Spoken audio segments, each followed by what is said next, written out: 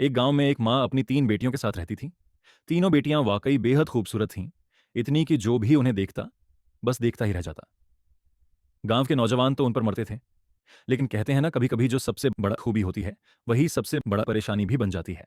उन तीनों बहनों के साथ भी कुछ ऐसा ही था। उनकी खूबसूरती ही उनके बीच लड़ाई की वजह बन गई थी। हर रोज उनमें इसी बात पर बहस होती कि हम तीनों में सबसे सुंदर कौन है। उनकी माँ रोज रोज के इन लड़ाई से परेशान हो चुकी थी। आखिरकार उन्होंने एक तरकीब सोची।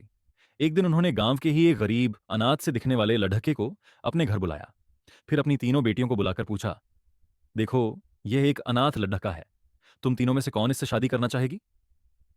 पहली बेटी ने नाक भौं सिकोधाते हुए कहा, छी, इस बदसूरत फटेहाल भिखारी से भला कौन शादी करेगा, मैं तो नहीं। दूसरी बेटी अपनी मां पर गुस्सा होते हुए बोली, मां, क्या तुम पागल हो गई हो? मेरी किस्मत में तो कोई अमीर और शानदार राजकुमार लिखा है, ये नहीं। अब बारी थी तीसरी बेटी की। उसने शांति से अपनी मां की ओर देखा और कहा, मां, अगर आपको लगता है कि यही मेरे लिए सही है और इसमें आपकी खुशी है, तो मैं इस लड़ी डचके से शादी करने के लिए तैयार हूं। अगले ही दिन शादी समारोह में तीसरी बेटी की शादी उस लड़यचके से कर दी गई। शादी के बाद जब बेटी विदा होने लगी तो मां ने उसे पास बुलाया और धीरे से कहा, बेटी, जिससे तुमने शादी की है वह कोई भिखारी नहीं, बल्कि पड्डहोस के राज्य का राजकुमार है। यह सुनकर पहली दोनों बहनें तो जैसे सदमे में आ गईं, उनके होश उड़ रह गए। तीसरी बेटी ने भी हैरानी से अपनी मां से पूछा, लेकिन मां, अगर वो राजकुमार है तो उसने एक गरीब भिखारी का भेष क्यों बनाया हुआ था? मां ने मुस्कुराते हुए समझाया, यह सब उसी राजकुमार की योजना थी बेटा।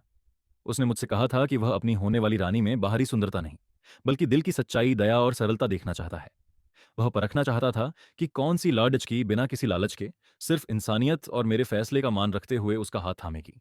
और इस तरह सबसे छोटी बेटी ने अपने अच्छे स्वभाव और बड्ढों का आदर करने की वजह से न सिर्फ एक अच्छा जीवन साथी पाया, बल्कि यह भी साबित कर दिया कि सच्ची सुंदरता तन की नहीं, मन की होती है।